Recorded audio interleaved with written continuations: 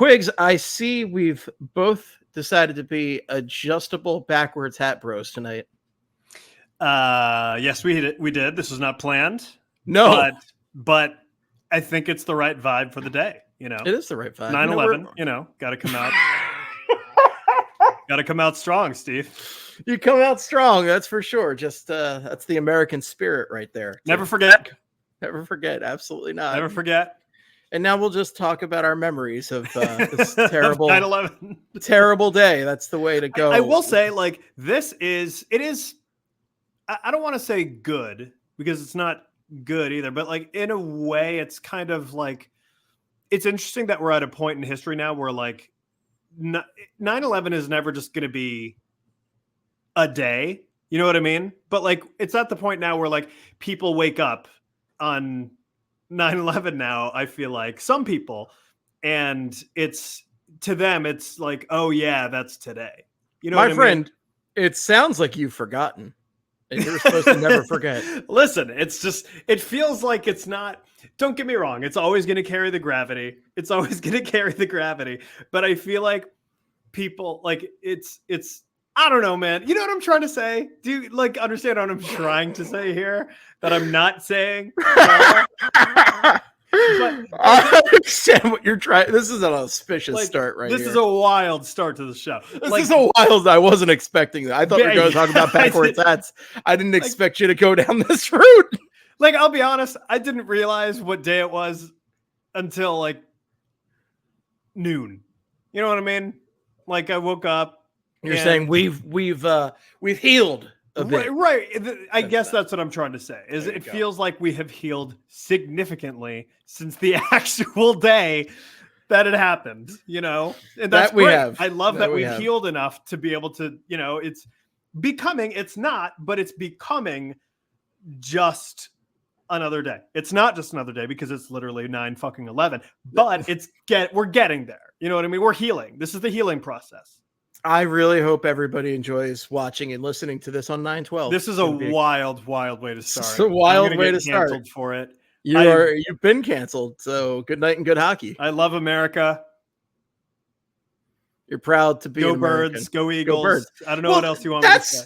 That's what I wanted to. I was going to comment on the backwards hats, and then I was going to ask how you enjoyed watching your first Eagles game in the city of Philadelphia, because the Philadelphia Eagles. So apologies real quick. We did not record last week, and I didn't make an announcement because, frankly, Quigz and I were both insanely busy. And this is like really the last week we can responsibly take off before hockey season starts. Mm-hmm. So we kind of just said, fuck it. I had a ton of schoolwork. I had a sketch comedy thing that I had to get ready for last week. And I've done a few things with sketch comedy in Philly now, and I really enjoy it. But I'm so nervous about memorizing lines that it's hard. Like, it's really hard, and I've never been good at memorization, which is why I'm not great at like certain subjects. Like in school, it was always like, if I don't learn it in class, I'm probably not learning it. And anything that really relied strictly on memorization, I was kind of screwed on. So I work really hard, and I don't want to let down the other people on the team I'm on for doing these sketches down. And I've come to a good system for most of it, but like, this one, we were doing a song to end it, and it was like a parody of like a 90s commercial. And the jokes really relied on getting the lyrics right. So it wasn't something where I could just like make up something different. Like, we had lyrics that went with the cadence to a song, and it was a very 90s commercial song. So I needed to memorize the stuff for that. So I really wanted to focus on that. And then you had like a bunch of work stuff and car stuff. So like, last week sucked. We were like, I mean, it was great. I really had a great time at the performance and all that. But like, last week just had a ton of stuff going on. So we were just like, fuck it. We're going to take a week off. It's actually funny. So you mentioned like memorizing lines is difficult. That's one of the reasons I didn't play football in high school. Now, oh my God, I can't even imagine. It's a good thing I didn't, because I mean, it's not like I would have been good. I would have been a backup on the JV team. I would have been the backup, like, fullback who just didn't play. But like, I remember the high school coach came up to me. He's like, "Hey, you're a big guy. You want to play football?" And I was just like, No, because I would have to memorize it. I would have to study football. And like in retrospect, like it's weird. It's kind of funny because I loved playing football with my friends in like the backyard and stuff. Like that was my favorite thing. But it's just like when it came to like having to study and all that stuff, like I didn't want to do that. So well, it's like a playbook. You're already memorizing stuff for school and remember like your brain can only hold so much, right? Which is, you know, why I can only think about stuff from when I was in high school. So that's, you know, flyers when I was in high school, music when I was in high school. That's all I can think about. No, like your brain can only hold so much info. So that's why a lot of the times I imagine that a lot of football players, you know, aren't really good at their other classes because, and this is not the stereotype football player, but, you know, I think we all feel comfortable stereotyping a jock here. Their brain can only hold so much. And when they have to memorize plays for the big game, you know, and they're complicated, man. I can't even read the goddamn plays in Madden sometimes. It's a lot. It's a lot to do. And like, I'll never forget this. It was like, I think it was 2012. Because it was the year Russell Wilson got drafted. And when Russell Wilson got drafted, I was like a huge Russell Wilson guy. Like he got drafted in the 3rd round. And I remember I was like, dog, he's going to be so good. I don't know why he didn't go in like the 1st round. And I remember there was a controversy between him and like Matt Flynn for the Seahawks. Man. For the Seahawks starting quarterback job. I remember this. Yeah. And I remember there was like an interview or something with him and they were like, yeah, how are you feeling, you know, coming to the NFL or whatever? He's like, great. I made it my goal to like learn the playbook in 1 week and I did it. And I'm like, holy shit, this guy's no joke. And then he, of course, went on to become Russell Wilson. And now he sucks big ass. But like when he was good, he was like amazing. Right. So he's the quarterback for the Steelers. Don't you talk about the Steelers like that? Yeah, the Steelers. The hurt quarterback for the Pittsburgh Steelers. He got beat out by Justin Fields. That's how not good he is. He was hurt, to be fair. And he's also bad. He is also bad, yeah. He is my 4th quarterback in my one insane fantasy league. I have a 2-quarterback starting fantasy league. Oh, so like you kind of hoard quarterbacks in that league. So I was like, if I have to drop them at some point, I have to drop them. But I got Jalen Hurts, Brock Purdy, and Baker Mayfield on that team. So I got some pretty good quarterback depth. That's a good lineup. Yeah. So we'll see. That league's a pain in the ass, though. I like playing it. It's a huge pain in the ass. There's a little too much going on there. Yeah. And as opposed to the other league I run, where it's very straightforward. That other league, by the way, that first one I mentioned, is also an auction draft league. So to add another giant that's mayhem. Yeah. That's crazy. It's total mayhem. Whereas the one I've been running for years now is like a traditional snake draft. Nice and easy. That's the only way. It's the only way to do it, honestly, in my opinion. And I was feeling pretty good this past week because my 2nd round pick was none other than new star Philadelphia Eagle Saquon Barkley. Mine too.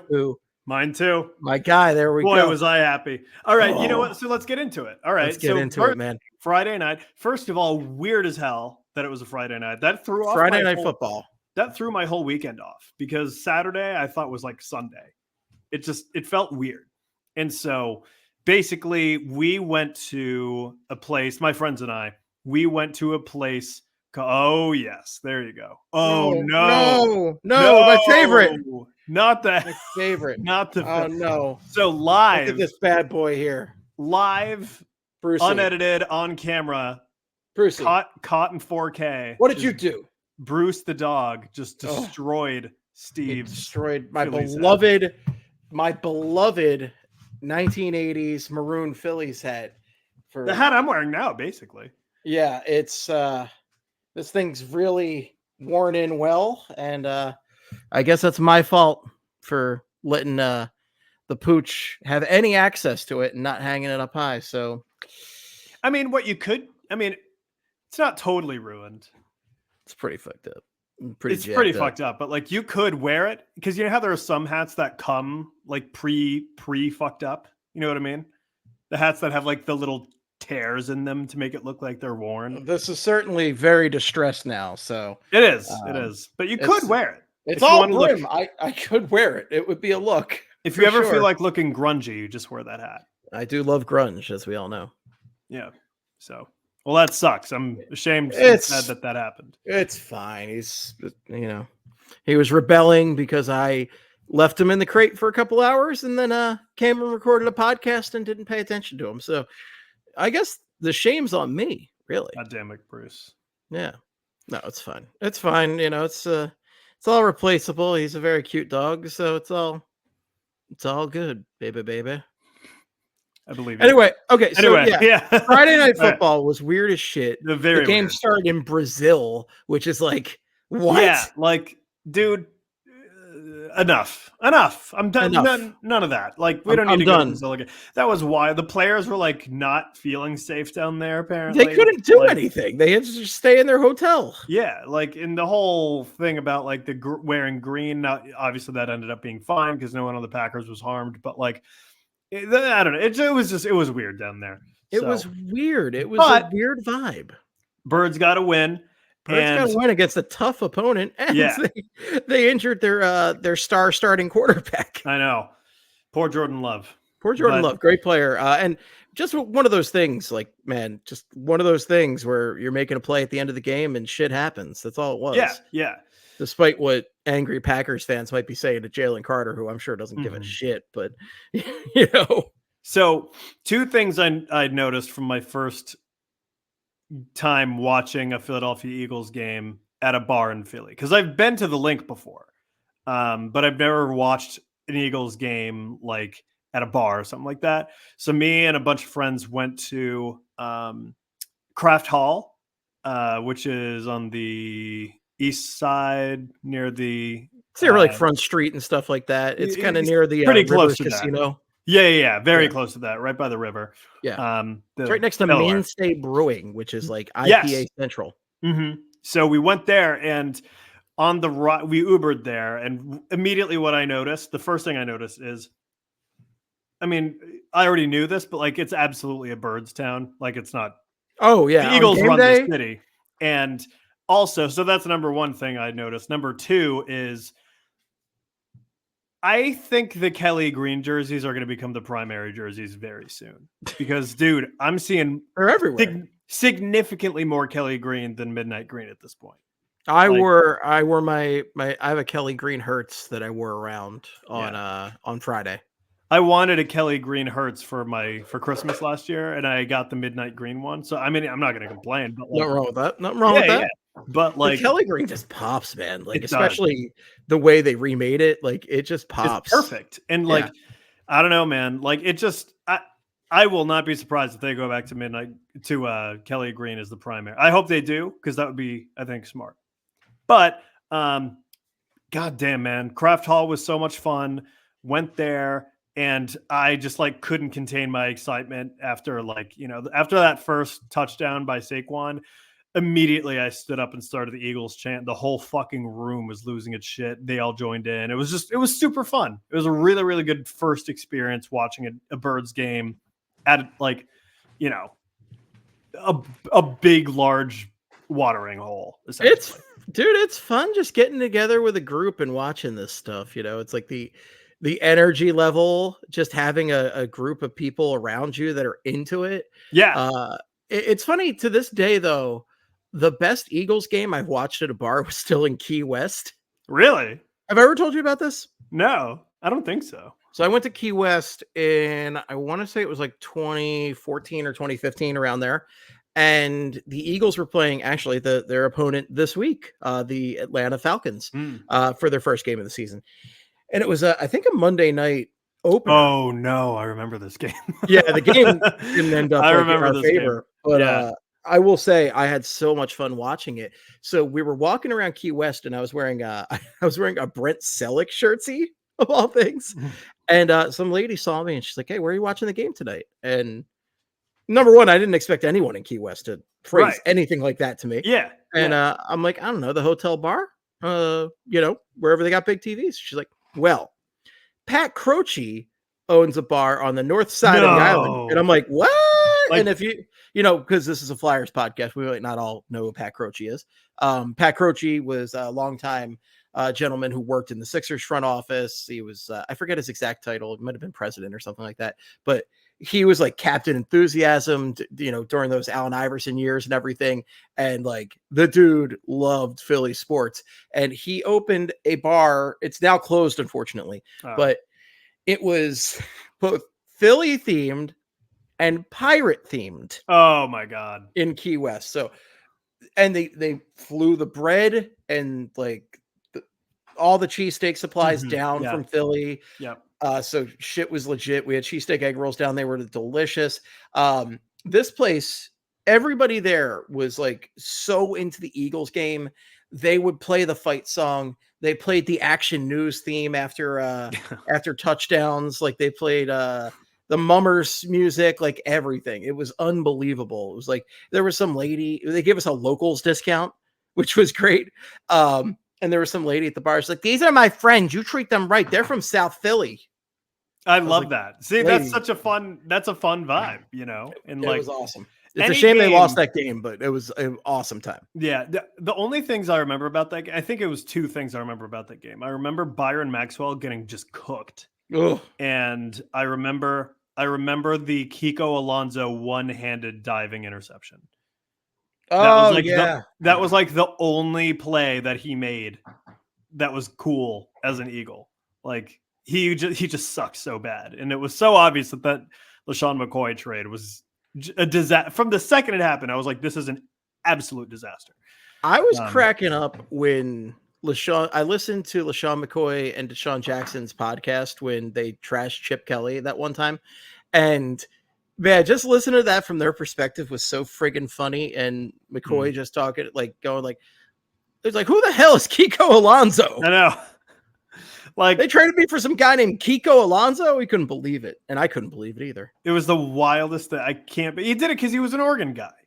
He went to Oregon. So Chip Kelly loved it. Crazy. I still can't believe that happened. Just unbelievable. But hey, guess what? They've actually made a signing for a running back now. Saquon Barkley, Philadelphia Eagle, one of the best debuts I've ever seen. I mean, I think it might have been the best debut in Eagles history, and it's up there with the T.O. debut. I was going to say the only thing that contends is the T.O. debut. Yeah. Because that was just crazy. I mean, both of them had 3 touchdowns, though, and Saquon, that was amazing. So you got to love a hat trick to start the season. You got to love it. Yeah. Yeah. But, yeah, to answer your long-winded, but to answer your question, great first experience. Can't wait to do it again on Monday because I actually have a friend coming into town. He's from Atlanta, but he's an Eagles fan. And, all right, I was gonna say, I don't know if you want he's to an take Eagles him out fan. And about. Okay, he's an Eagles fan, and Don't I hurt. guess him and some of his friends from Atlanta who are Falcons fans are coming up. And I think I'm going to meet up with him at some point while they're up here. I don't know. I don't know. That's always one of those situations where if I'm going out with like a fan of the opposing team, I just have to be like, I am not. Can you sign a waiver? Because I am not responsible for defending you in any scenario here. Right. I always mention Pittsburgh Steve for my work, and he's like, we should go to a Flyers Penguins game together. I'm like, not a chance in hell. That's not going to happen. No, because I'm not defending you against these maniacs. And Flyers Penguins games are ugly. They are hard affairs. Yes. I don't know why. Because we hate them. Yeah, but it hasn't been competitive at all. Yeah, but we hate them. We hate them. Like Flyers Penguins, Flyers Rangers, Flyers Devils. Flyers Rangers, that needs to get, I think that's going to get more heated. It's already been kind of heated ever since they took over the Farg that one time. But dude, the Phillies are hosting the Mets this weekend, and that's going to be, my dad's coming into town. And my sister was like, oh, should we try to go to the Phillies game this weekend? I'm like, no, because it's going to be a shit show. Because it's going to be like half Mets fans because the proximity is ridiculous. And just like, this is also one of those things where this stuff didn't really happen before StubHub and SeatGeek and the secondary market blew up. Yeah. Because back then, you'd either have to go to the box office or call up, or you'd have to know a guy who's selling tickets to get into the game. And now it's like, well, I can just go on an app and then make it happen. So it's never been easier to invade another stadium. So shit gets ugly. But yeah, my policy is listen, we can go to the game together, but I am not responsible for your ass Right. getting like beat up because no, you shouldn't be. No, absolutely not. Not a chance. Yeah. But yeah, so if you got some Falcons fans in town, it's like maybe just wear some black t-shirts. I don't know them. I have no idea who they are. All I know is the guy who's the Eagles fan. So I don't wear your colors, fellas. Don't do it. And again, don't do it. The odds of anything significant happening to these guys are, we play it up. We play it up. Nothing will probably happen. But people are going to yell shit at you and talk shit. People are going to talk some shit to you. Yeah, no one's going to actually. You got to be prepared for that because you will get some shit. Yeah. Especially, and if you're cool, you're fine. Like, as long as you're not like some douchebag about it, then like you're fine. I'm not. Yeah, and I'm not as worried about like Atlanta, especially the Falcons. Like the Braves, we'll see. That's a long time Phillies rival right there. But like any New York team, it's like you're coming into the Lions den, right? Like you're ready. Like if you were talking shit, you will. It will turn bad quick. But if you're not talking shit, like and you're cool, like I've got like a friend who's like a Giants Yankees fan who's just like a horrible shit talker. And I hate talking to him about it. And then like, I've got another couple of friends who are lovely Yankees, Giants, Rangers fans. Lovely. I love talking with them about the game. They're very like even handed. Like they could talk, like I would go with them anytime because they're fun and they're very like level headed about it. But like, this other guy's a shit talker. Like, I don't know about this. Yeah. I've learned over the years, I just don't talk trash. Like, if you're in enemy territory, unless you're in a big group and ready to fucking bring out a Tom O'Leary and whatever the hell you name fists, by fists, Dave Schultz and Dave Brown here, the Dave fists. Unless you're ready to bring those out, like you just go and you just have a pleasant time. Yeah, but like even if I'm not in enemy territory, like I just don't like making people feel bad. You know what I mean? And if I'm like trash talking, my goal is to make them feel bad about their team or whatever. Like, I don't know. I don't care about that. There's there's a friendly way to trash talk. There is a friendly way. And I'm okay with, but which I do to my friend who is a Giants fan named Alan. But like, I don't know, like other times I don't get too into it. Cause like, I don't know. I have no idea. It's just sports. Yeah, it's just sports. Sports are bad. Literally doesn't matter. Sports are bad, it's noted. As best friend of the show, greatest friend, co-founder of the show, Craig Forsyth would always tell you sports are in fact awful. Yeah, quite awful. And we're hoping that this upcoming Flyer season is, some of us I think are hoping that they're pretty awful to get a better draft pick, and some of us are hoping for signs of life and continued progress. One thing we're all hoping for, Matvei Michkov has an unbelievable rookie season and gives us hope for the future. And we are going to be getting a little bit of a preview of that this coming weekend. Now, maybe not quite the spotlight we're all hoping for, but the rookie series with the New York Rangers Friday and Saturday night is coming up. So we will get at least a little bit of glimpse of Michkov mania here. How fun will it be? By the way, the Flyers are very much preparing for a tsunami of humanity to be at the training center this weekend. Like they're expecting a massive crowd just because everyone wants to get a glimpse of Matvei Michkov, like in person on U.S. soil. And I think there are still some people who are convinced that Matvei Michkov is like not real or some shit. Like there's this crazy section of Flyers Twitter where they're just like, I don't even know what they're thinking. I feel like they just need to see him in front of their face to be like, holy shit, it's happening. You know, like, I don't think they're going to believe it until they see him pull a Michigan or something like that. Right.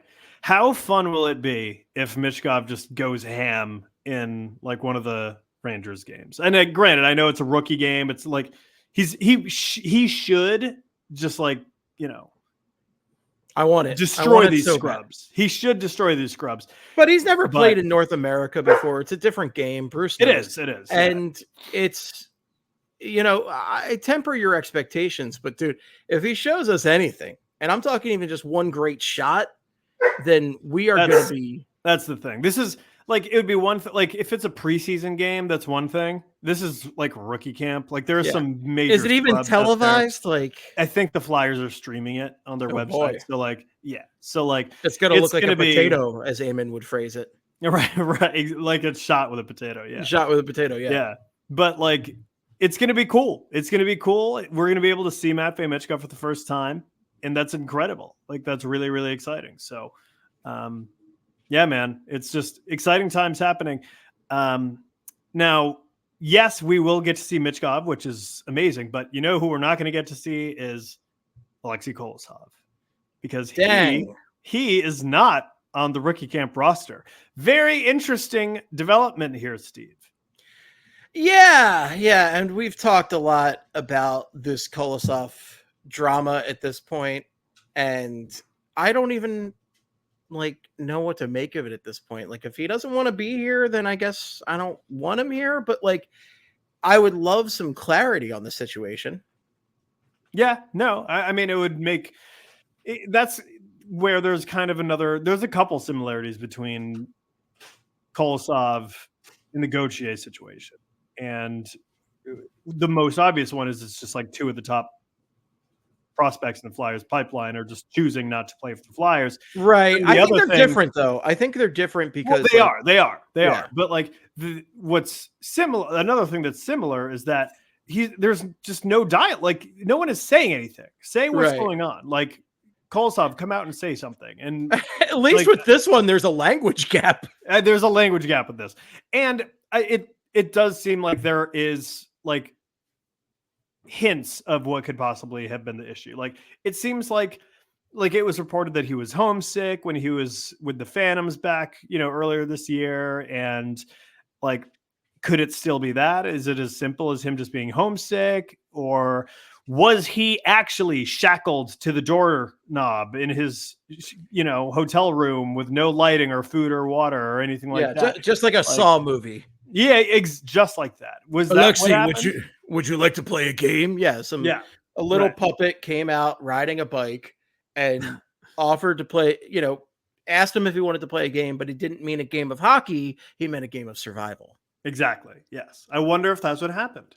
And so we need to hear the whole story, Steve. Was it a Saw situation or was it not a Saw situation? I don't know. Was it a Saw situation? There's no possible way of knowing. These are the important questions here. Yeah. We had a translator, we could get to the bottom of this, but no one speaks Russian in America. That's a known fact. Well, sadly, the translator also disappeared under mysterious circumstances, and nobody can find him. Wild. Very weird. Just wild. But like, yeah, it's just a really weird situation, and it's unfortunate that it's come to this because he is, in fact, a very good player. But also at the same time, to your point, dog, if you don't want to be here, then you ain't going to be here, They proved that with Cutter Gauthier. And now this might be a different situation in the fact where like maybe it truly is as simple as, hey, let me spend one more year in the KHL, then I'll come over. Like maybe that's what's happening here, but it very well could be. But it doesn't. We don't know that. We don't know anything. All we know is that he's not here and he's not gonna be here, and that's not great, and it's a bad look. It's not the vibe we're getting. We're not getting the vibe that he wants to be here, right? And he'll just be bouncing back next year. He's just like, I'm homesick. I want to be home for a year, and then when there's a more legitimate chance at the NHL job, I'll be here. It just seems like he doesn't want to be here. And I've said on this program a couple times at this point, there is a legitimate path to the NHL within a year or two, because nobody knows how slam the door shut Sam Ersson is going to do this season. He could be great. He really could be, or he could be god awful. Frankly, it's a flip of the coin, and we don't really know how Fedotov's going to do. Fedotov is a total wild card. He could be rhinoceros ass, Steve. Sure, and he is the size of a rhinoceros. So. He's huge. He's an enormous man, and so like that, he could be seriously awful at hockey, and we don't know it because they took a gamble with him. Like honestly, like the amount that he's getting paid. Granted, I get it.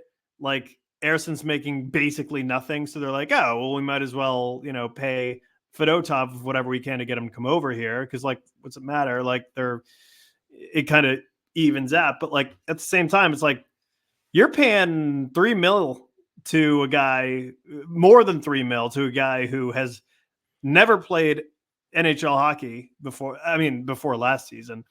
And he missed an entire year of hockey. because of military. So like, it's crazy. The whole really, really wild story with him. So like, who knows if he's actually good? We don't know that. So you're right. I do think that there could be a window for Alexei Kolosov if either Sam Emerson doesn't pan out or Ivan Fedotov turns out to be a complete, dumpster fire of a player. There is a situation where Kolosov could come in and be like, "Don't worry, coach. Alexei Kolosov is here." Like that. Never fear, Kolosov is here. That's right. Like that could happen, but like it seems he's completely foregoing that possibility and just saying, "Get me the hell home. I don't want to be in America." Because he'd have to spend a year at minimum in the AHL just crushing, getting used to it. Yeah. And the thing is, he would start though a lot if he came over and played in the AHL. In the AHL, he'd be the starter. Who would they're be not starting invested? They're not invested in Cal Peterson. Peterson. They despise Cal Peterson. His contract is so bad, and he's bad. So terrible. Yeah. So they like, they don't have a choice but to have him on the roster. It's not like they want him. I wouldn't have been shocked if they had bought out Peterson. Like there's a clear spot for him, and he would have just had to suck it up in Allentown for a year and just play really freaking good hockey.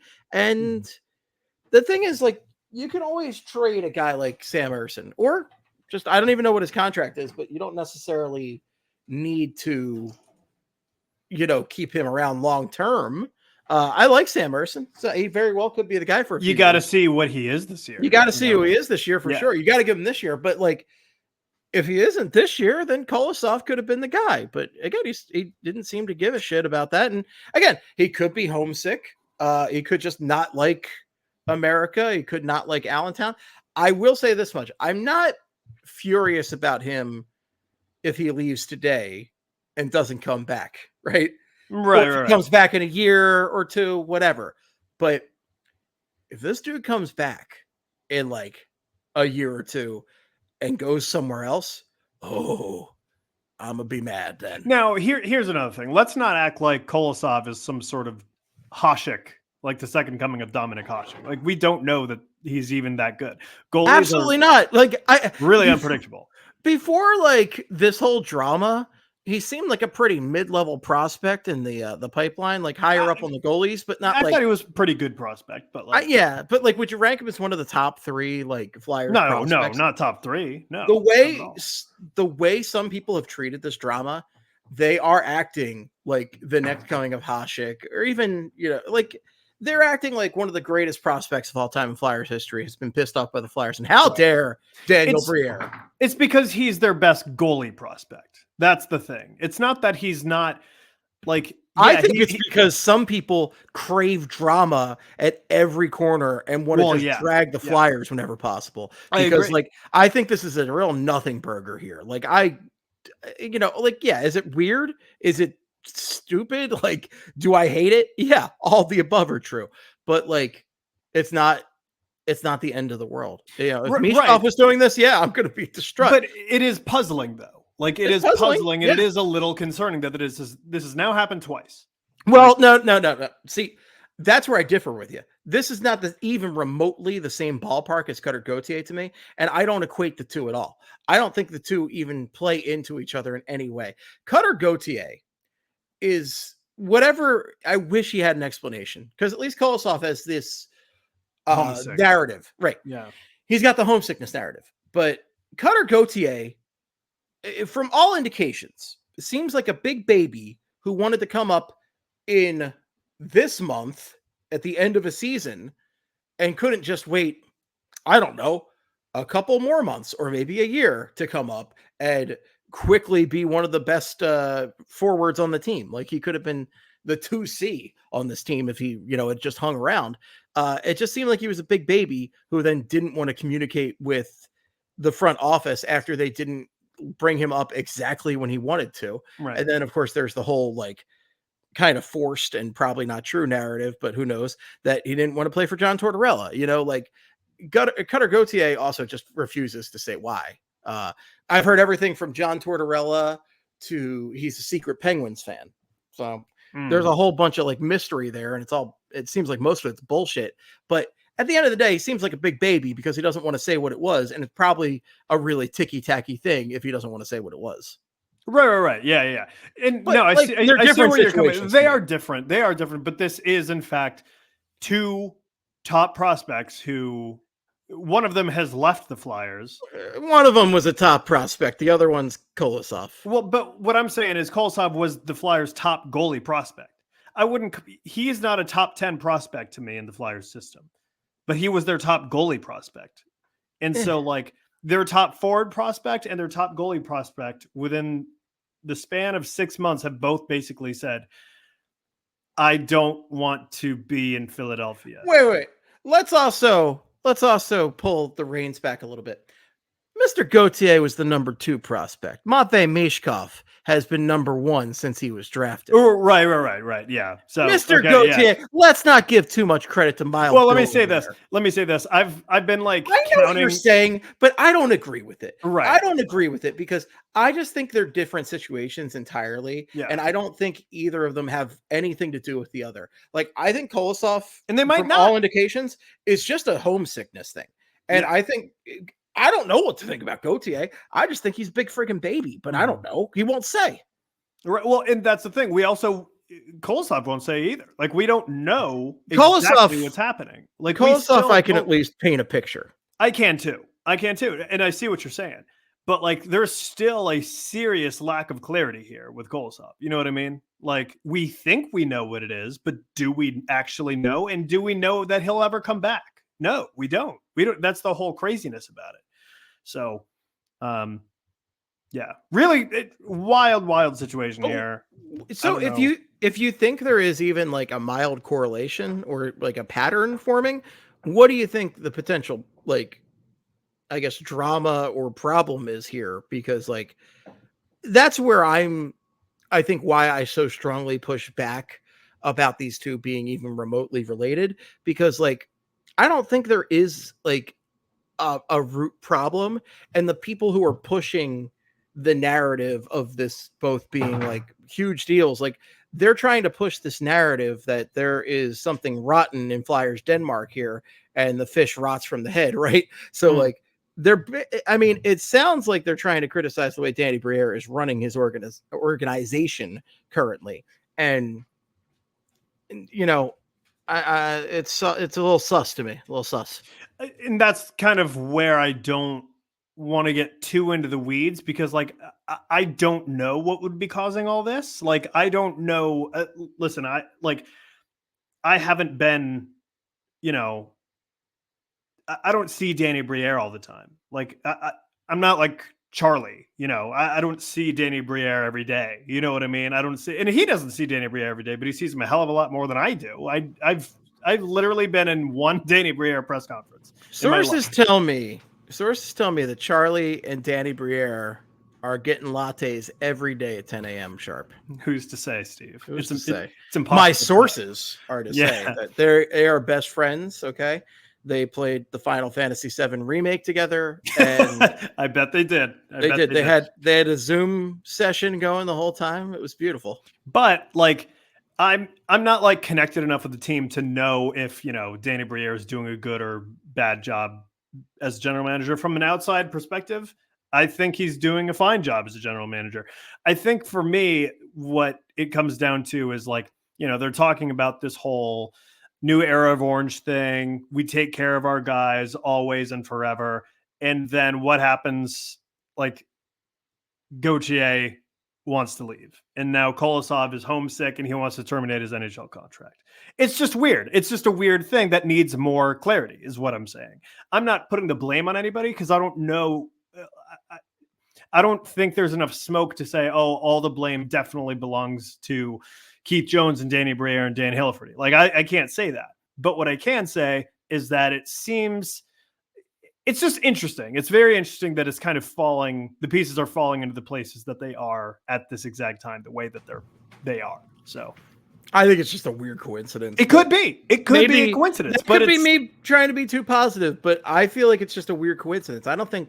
I really, truly do not think one thing has to do with the other. And if this was like, I think this is one of those things where if, like, they had drafted 𝙒𝙎𝙎𝙏𝘍𝙎𝑚, right? And then 𝙒𝙎𝙎𝙎𝙏𝑚 was doing this. You've got the agent connection, you got a few other factors in there. that might be like something where it's like, is John Tortorella a problem? Right. Is Keith Jones a problem? Is Danny B a problem? But like, ultimately, because these two circumstances are so different, at least the way I'm equating them, I don't see a problem. But like, hopefully we don't see another situation similar to this. And I would also just love to hear from Kolosov. And again, I don't know if it's a language problem. Like, is it like lost in translation, or is it the Flyers wanting to keep stuff as mum as possible? Because we have seen an interesting pattern with the Briere administration so far. Gonna phrase it very presidentially for some reason, but under Danny Briere, they have kind of only really let out information when they've wanted to let out information. We saw a lot of that with Sean Walker when he was getting traded, where they kept, they would let out some information like 𝙏𝙏𝙏𝙏𝙏. I'm hearing they didn't release any. That was a complete, like, completely out of the dark, totally out of left field situation when they traded him. With Sean Walker, you'd get like updates like, I'm hearing some rumblings that Philadelphia could re-sign Sean Walker here. The Ivan Provorov trade came out of nowhere. Like we had a feeling that Provorov would get traded, but we didn't know. We didn't know. We didn't hear the Columbus rumor until the day of. Right. So but they're very good at only really letting out information when they want to. This feels like Kolosov feels like one of the few times where information has leaked a little early on this. And I think that was mainly through like Twitter and such. And part of that also could be because this was more Lehigh Valley connected, more Phantoms connected rather than Flyers in-house, Could be. I don't want to completely rule out that there's something not good going on. But what could it be? I don't know. That's the thing. I think that's what but I think it would be silly to completely rule that out, though, is the thing.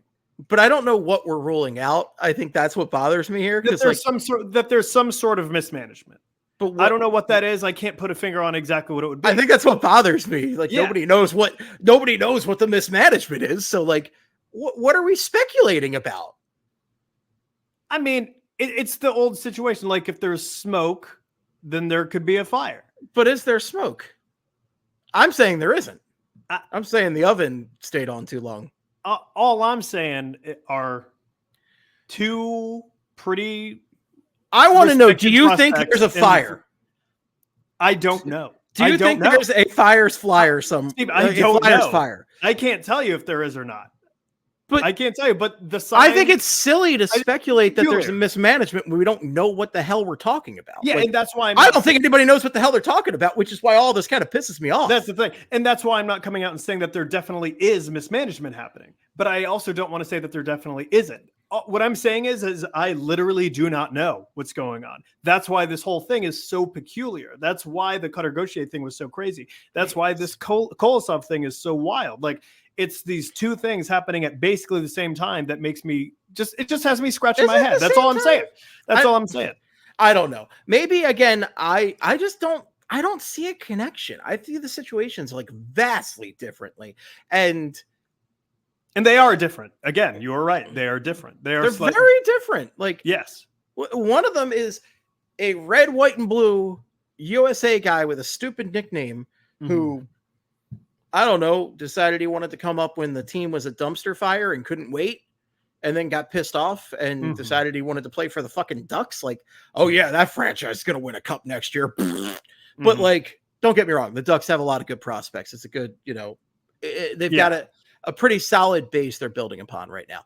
But like, outside of saying, well, I want to play in Anaheim because of sunny California, like, that team's prospects are not, as far as like the future and the ability to win a cup, they're not that much closer than the Flyers at this point. So, like, and frankly, that's also a team where I like guys who want to and I think both these guys kind of piss me off because they don't want to be the guy. That's what I like about Michkov is Michkov has like expressed interest in being the guy in Philadelphia from day one. Yeah. Like, that's what's good about Michkov is he doesn't want to come over here and be a good player. He wants to be the player. Yeah. Not just Like, on the Flyers. He wants to be the fucking face of the NHL, basically. Like, all that's the how he guys, cares.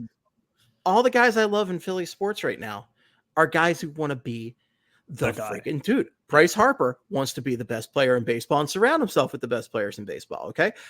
Joel Embiid wants to be the best player in the NBA. Obviously, he's got a lot of injuries and other shit, but like, there's no doubt there's the desire there. He took a lot of pride in winning MVP. Joel Embiid wants to be the best player in the NBA, you know, and you look over at the Eagles, Jalen Hurts wants to be the best. Saquon Barkley wants to be the best. AJ Brown, like these guys all want to be the freaking best, you know, and they don't shy away from it in a market like Philadelphia. And Gauthier could have been a number one center on the next really good Flyers team. And all he had to do was, that's a great question. Maybe he's too much of a wuss. No. Danny Briere says no. Yeah. Well, that's the thing. He might not be. He might not be a center. That's the funny thing about it. Well, that's the thing. He could have been. He could be. He could be the Flyers center next time they're really good. But he said, no, I can't wait. I want to play now. I want to, but like, he's going to be like maybe what on the Ducks with their center depth right now with everybody they have. He's like a third line center tops where like he could instantly be near the top of the lineup on this team if he really wanted to be. And he could have played with Michkov in a couple, you know, he could be playing with Michkov right now. Yeah. Like, Gauthier, if he wanted to be here, he could be playing. We could be going into the season with Gauthier and Michkov playing easily. But he didn't want to do, as far as I'm concerned, Gauthier wasn't up to the challenge in a market like this and didn't want any of this smoke. He didn't want any of this smoke. So I don't want any part of him. I don't want any part of Kolosov if he doesn't want any of the smoke. I don't know that's the case, but based on what I've heard, I don't know. Like, he could be a starting goaltender at the NHL in 2 years. I don't think he wants to be in here. Another possibility is that Kolosov, it could be just as much as like a complete different ideology on how he wants to develop. Like the Flyers might be saying, we want you to develop in Lehigh Valley.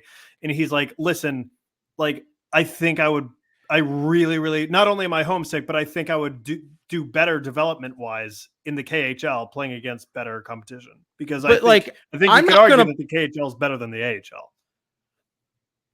I'm not going to argue with the Flyers though, if they want to control a guy's development in-house. I get that. Like, I don't know when you're not like, that's part of why they wanted to get Michkov over now and didn't want him to like sit over there for, 2 more years or whatever his contract was.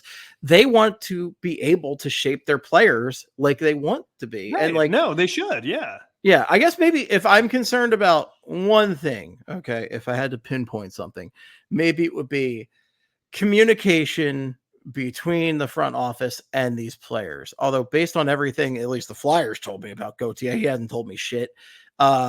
He didn't communicate with them very well at all. Yeah, he just didn't answer their talk to them, which is insane to me. He refused to talk to John LeClair. John LeClair. If John LeClair asked me to help him move right now, I'd drop a hat. Dude, John, let's go. I'll bring some rum and cokes. I'd steal a car and I'd get a case of brewskis and I'd be over at Johnny Vermont's in 10 minutes. Bring some stateside. No, know what I mean? Johnny Vermont seems like a guy who's going to crush like a 30 rack of something that's pretty mid beer wise, but for Johnny Vermont, whatever he wants. I don't think he's doing some state. He seems pretty old school in that regard. So yeah, he's a Scotch. Or like Scott. No, we're drinking beers with this. We're not drinking stout. No, we're not drinking stouts with Johnny Vermont.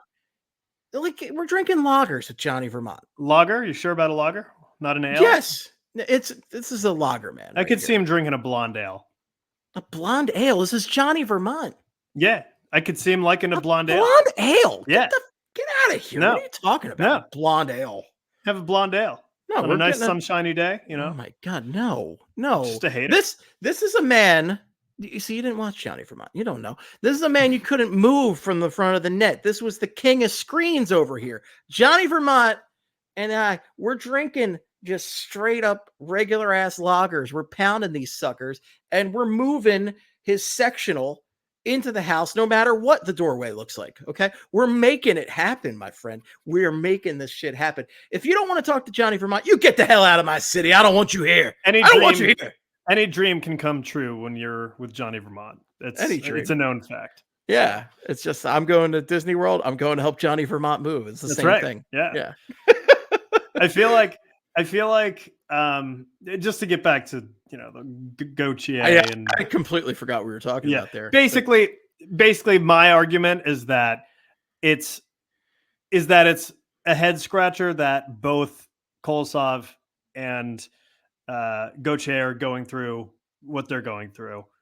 You're saying that it's apples and oranges. Which I do think I agree with you. Boo-hoo. I agree with you too that it is apples and oranges, but it's interesting. Somebody wants Steve. to pay me a lot of money. You have to admit that it's interesting. Boo-hoo, somebody wants to pay me a lot of money to play professional hockey. My life's hard. Shut up. Shut up. I'm over these babies. Oh, no. I'm going to make hundreds of thousands of dollars or millions of dollars. Oh, man. You sound like someone on Newsmax. Fake news, buddy. That's what it's all about. Is it Newsmax? Is that the really, really wild news outlet? Oh, yes, they are. Yeah. I think I flipped them off live on air in New York one time. That was fun. Oh, as you should. Yeah. I was just walking through. It was like the Westboro Baptist Church. When I was living in Las Vegas, they were on the strip one day when I was walking to the arena, and I just I yelled a bunch of obscenities at them, and it was a lot of fun. It's a good time. It's a good time right there. It's nice when you can do that because then there's no recourse. I kind of like it when the Westboro Baptist Church shows up to places because then you can just yell whatever you want. Whatever you want. And there's no recourse. Deserve every bit of it. Yeah. So, and no one will be like, "Hey, that's mean," because they'll be like, "Yeah, you're right." Yeah. Everybody just agrees with you. Yeah. It's nice. Yeah. All right. So ultimately, you're thinking this is there's something. It could be potentially afoot. But we'll see. What I'm saying is, I have no idea. Yes, potentially. I'm saying you're saying there could be potentially. There could be an issue here, and I think it would be silly to say that there might not be an issue. Well, I'm going to be silly because I don't buy it. I don't know. I think this is just two weird situations here. And again, if I knew anything about Gauthier, I might try to look into this further. But I don't know anything because the guy's a big old wussy who won't say anything. Mm-hmm. So, he won't say anything except guarantee that his team's going to win the national championship, and then absolutely gets demolished in the national championship. That's a shame. That was a real chef's kiss moment, honestly. So yeah, real tragic right there. Mm-hmm. But yeah, we'll continue to monitor. But I don't know. We'll see what happens. We'll just leave it at that. I don't really give a shit about Kolosov. I really don't. But that's just me. Yeah. So okay, we have one thing we want to end the show on that's going to be pretty somber. But before we get into that, I wanted to discuss. I had a couple things on the back burner for the past couple of weeks that I really need to get into, and this is a little segment this week that we're going to call Creed Corner. Here we go. Yeah, Creed Corner, where I had a couple Creed related topics that I had to bring up, and as you know, we do enjoy some new metal on this show, and of course, Creed. I think Creed is definitely a top Flyperbole band to mock and make fun of. Yeah. I mean, Marlins Will Soar, Creed, Limp Bizkit, of course. Limp Bizkit, Stained is up there. We love Kid Rock to mock. Kid Rock, yeah. And of course, the greatest musician of all time, Cole Beasley. Of course, yeah. Yeah. United Hate of America. United Hate of America. 99. Oh man, what the hell was the name of that title? It wasn't 99 Problems. That's JC. 80 Stinks. 80 Stinks. 80 Stinks of what? Who knows? What a great song. Who is to say from one of the greatest rappers and slot receivers of all time? But yeah, let's talk about Creed because I love to joke about Creed as much as possible. And first off, I saw this bit of news that I want to say Italian Joe or maybe Jason dropped in the Slack. Forgiveness, I don't remember exactly who did, but Scott Stapp is apparently going to be playing Frank Sinatra in a Ronald Reagan movie, which is just a sentence I definitely never thought I'd hear in my life. That is out of control.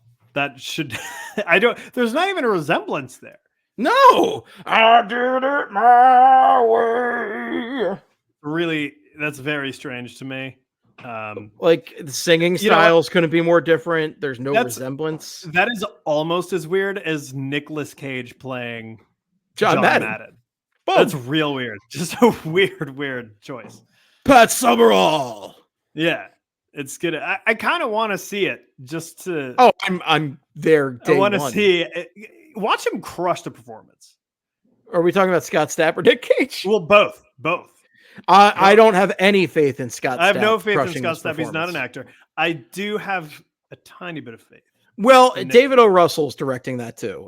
And David O. Russell is a very good director. So there is a very good chance of Nick Cage having a great John Madden performance. If he wears a fat suit, it's going to be something else. I think, I was going to say, I think the thing with Nick Cage is like, they got to do a lot of makeup on him. The man is committed. He'll do anything once. And let's get in the Madden Cruiser. Yeah. Like, I'm all about that. But yeah, this Scott Stapp Frank Sinatra sound in a Reagan biopic. It sounds it sounds a little nutty. It sounds like Marlins Will Soar level of insanity. So I'm there for it, but not in the best way. Sounds amazing. So on top of that, I saw maybe the most Flyperbole thing I had ever seen. Dear Emily sent me this on Instagram the other day, where she started off because it involved Guy Fieri, right? Friend of the show, Guy Fieri here, Mr. Flavortown himself. And this is at the Stagecoach Festival. And she noted that there was it was listed under performances, but it's not a performance, it's a cooking thing. Guy Fieri's Stagecoach Smokehouse, which just sounds insane. I wish it was a band, because that actually sounds fun. It does sound fun. Like, I mean, really, guys slinging sandwiches at you and going like, more donkey sauce for you, sir. Yeah. It just sounds like a good vibe, Like it sounds like it's a festival and like Stagecoach. Like, I don't know, sounds cool. Let me tell you, the vibes. This is at the Late Show there. Okay, the vibes are going to be immaculate, because not only do you have Guy Fieri's Stagecoach Smokehouse there, you have T-Pain is going to be there. Oh, the Backstreet Boys are going to be there. Oh, baby, the Backstreet Boys. And Creed is going to be there. So Creed and Guy Fieri coming together for the ultimate shirt flame. It's like 3 Denny's Grand Slams in one. It's incredible. Yeah. And to even make this slightly better, we found out about this from Sammy Hagar's Instagram. And I love some Sammy Hagar. One of the summer things I wanted to do was I wanted us to like watch a music video and talk about it on here, and I just never got around to it. But one of my favorite, I broke it down for this old site I used to write for with Marcello DeFeo from Flyers Faithful, called Untied. And I did a full breakdown of I Can't Drive 55's video, which is an insane video. It's amazing. Please check it out regardless and give me your thoughts. But so yeah, Sammy Hagar, Guy Fieri, barbecue, Creed. It's like a ball of Flyperbole energy. It's literally meant for us. I think we could throw the Backstreet Boys in there too. Yeah. Who doesn't love to sing some Backstreet Boys at the bar with your bros? Another great karaoke song. Maybe next time we do karaoke. You and I. Okay, yeah. So let's make the Flyperbole karaoke night happen, and you and I can do some Backstreet Boys. I think we have to do "You Are." My fire. Of course. You know what's another excellent karaoke song that I forgot to mention? "Ironic" by Alanis Morissette. Don't you think? It's like rain on your wedding day. I actually like the sped up version. There's a punk version done by a band called 4 Years Strong. Okay. And it's way faster and more upbeat, and it just rips. It's so good. So there you go. Maybe there you go. Have that. There's one more thing on here that I want to talk about before we log off. And I'm actually very passionate about this. So another thing in the intersection of new metal from 20 some years ago at this point. Linkin Park has a new singer. Linkin Park has a new singer. So as we all know, or most of us know, Chester Bennington tragically died a few years back. And, Linkin Park kind of stopped playing for a while. And, well, not kind of, they stopped playing for a while. And then I just caught this news earlier this week, but they have a new singer, and it is a woman. Yeah. So it's an interesting thing. Let me say this. I really, really, really, really hate when a band's like front man either leaves the band or, God forbid they like pass or something. Yeah. Like I don't think and then they continue trying to be that band by replacing that person with someone else. It's only ever worked like a couple times, right? Like you have to be AC/DC. You have to be a very, very special band to do that. Like Linkin Park, like, dude, like, I'm sorry, like, and it's not because it's a woman is the new singer. It's because someone who's not Chester Bennington is the new singer. You can't be Linkin Park anymore. And that's why I was so upset when Blink-182 was trying to be Blink-182 without Tom DeLonge. Like, see, this is funny because this is how I felt when Stone Temple Pilots tried to continue I was about to say. I was just about to say. So, like, that felt way wrong to me. When Scott Weiland died, you can't be Stone Temple Pilots anymore. And they're still putting out new music with this new guy. And I'm like, you're not Stone Temple Pilots anymore. Just make a new band. Like, the Leo brothers just can't stop. You have to make just come up with a new name, be a different band. I know you're not going to get as much money as you did before, but like it feels wrong. You know what I mean? Like you're not Stone Temple Pilots without Scott Weiland. Like stop doing that. And like it was the same thing with Blink-182 when fucking Matt Skiba came in and he took over for Tom DeLonge. I was like, who the fuck is this guy? I hate this guy. He sucks. His voice pisses me off. And like he left.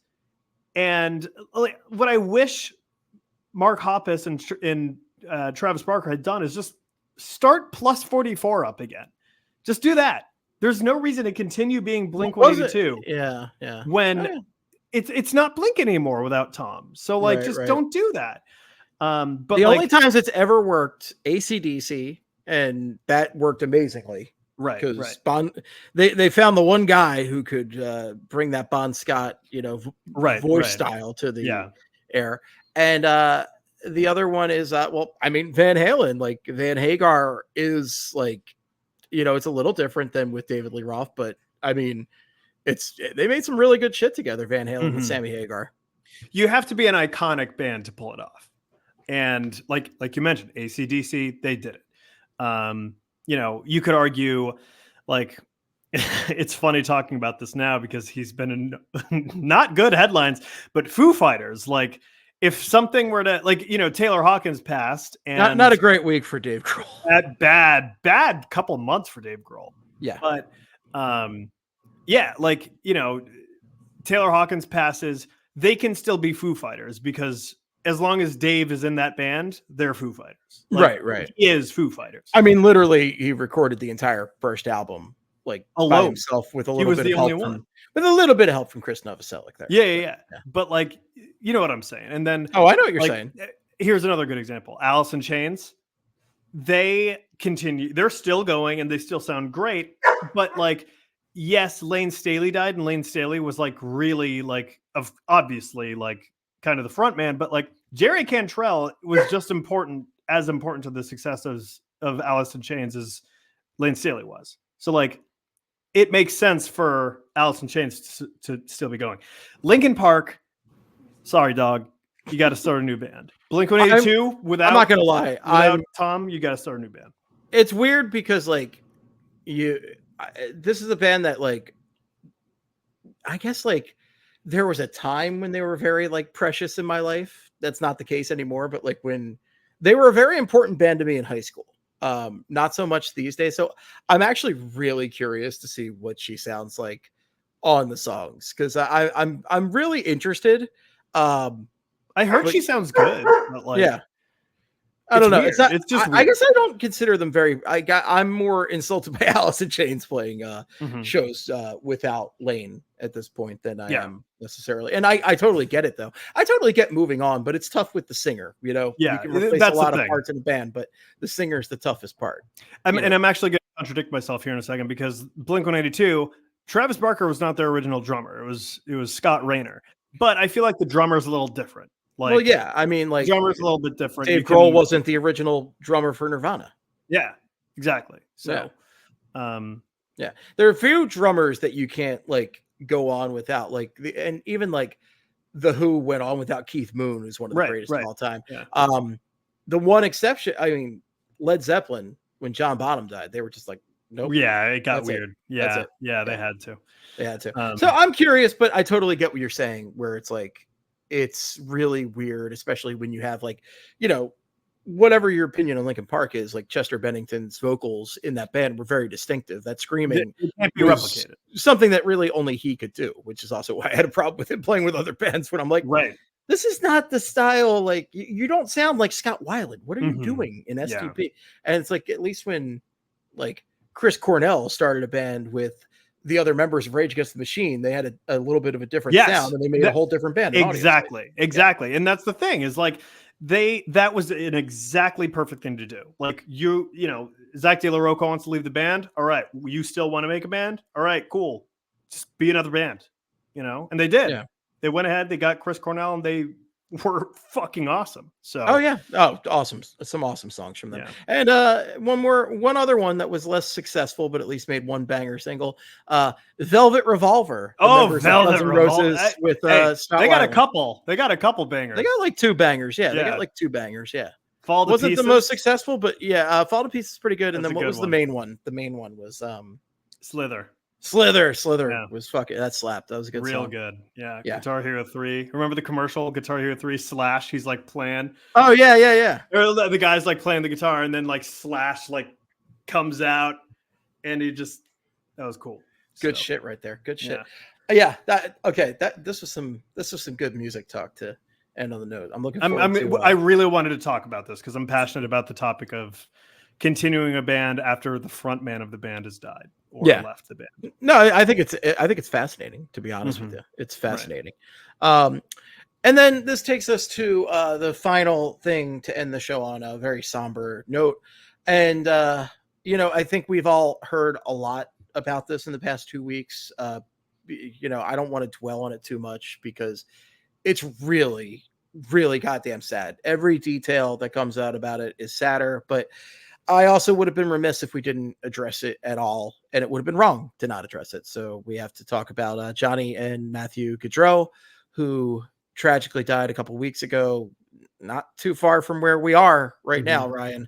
And it's you know, I don't think we need to go over the details. We all have heard what happened at this point. Joe and Ryan Gilbert did a great job talking about it the other day on the Broad Street Hockey Podcast. There's been such great tributes out there to and everything. But, you know, I just wanted to say, like, it's obviously tragic for the hockey world and their families, just absolutely horrible. I feel like we lost, like, one of our own with this. Like, we lost some Philly guys, you know, like I know they're South Jersey guys, but we lost like guys like us where, you know, they were very much part of the Philadelphia area hockey community. Huge parts of the hockey community, just great advocates for the game and huge Eagles fans, like just like always rocking their Birds gear. And, you know, man, like it hit extra close to home for I think a lot of us in the Philadelphia community as a result of that, because like they grew up Flyers guys, they grew up in the Flyers programs, you know, it's, man, it just really is just so, it's obviously just horrible all around, just based on the circumstances and also their families and everything. But you know, I think this one hit a lot of us really, really hard here in Philadelphia, South Jersey, this tri-state area right here, because like these are like our guys, you know. It's you know, it was so cool to see these guys make it big, you know, especially Johnny. And I really, you know, I wanted to see him. I know it wasn't, the timing was off and Chuck Fletcher and all that, but like I really did want him to come here a couple years ago, because I think it would have just been like such a cool experience for